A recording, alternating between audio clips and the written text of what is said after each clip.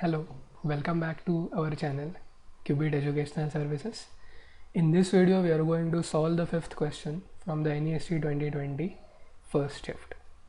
This question is based on a single formula from complex numbers. If you know it, you can very easily solve it. Okay, let alpha and beta be two non-zero complex numbers. For any z, z bar denotes the complex conjugate of z. If the lines alpha z bar plus alpha bar z equal to -1 and beta z bar plus beta bar z equals 1 are mutually perpendicular, then, and we have been asked to determine the relation among alpha, alpha bar, beta and beta bar. Okay, let us first write down the lines that are given to us.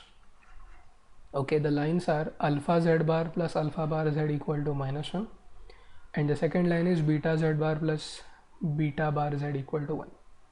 Okay, and we know that the lines are perpendicular to each other, so we will determine the slopes of these lines. Okay, now here is the formula that I was talking about at the beginning.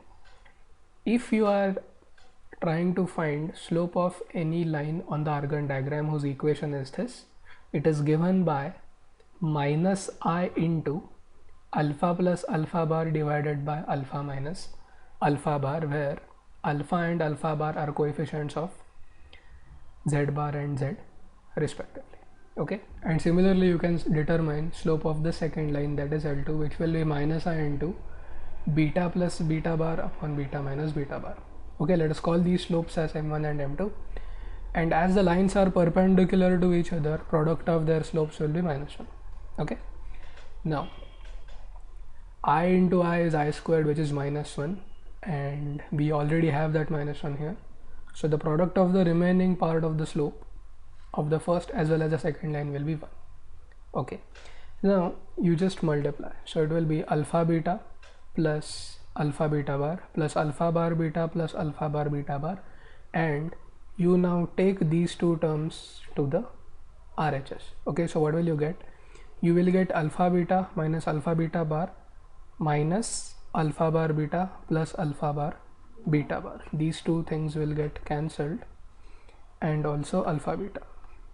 Okay, so what you get is 2 times alpha beta bar plus alpha bar beta. Okay, you have to shift everything on one side. So this is clearly telling us that alpha beta bar plus alpha bar beta will be equal to 0. So these two terms are not right, or options are not right, because they carry a negative sign. And option 4 is not right because it has product of alpha beta together, which we don't have here. Okay, so it is option 3, alpha bar beta plus alpha beta bar equal to 0.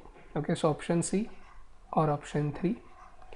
Now see, if you know the formula, okay, then you can very easily solve the problem within 2 minutes. But if you don't know it, well, then it will take time. Okay, now there is something else which we call the complex slope of the line. Okay, you can also solve this problem by using the fact that if two lines are perpendicular, then the sum of their complex slopes is equal to 0. Okay, you can also solve this problem by using that particular concept, but because most of us are familiar with the fact that when two lines are perpendicular, product of their slopes is -1, provided they are not horizontal and vertical. Correct? So hence I made use of this. You can also solve the problem otherwise. So this was question 5. In the next video we will see how to solve the 6th question.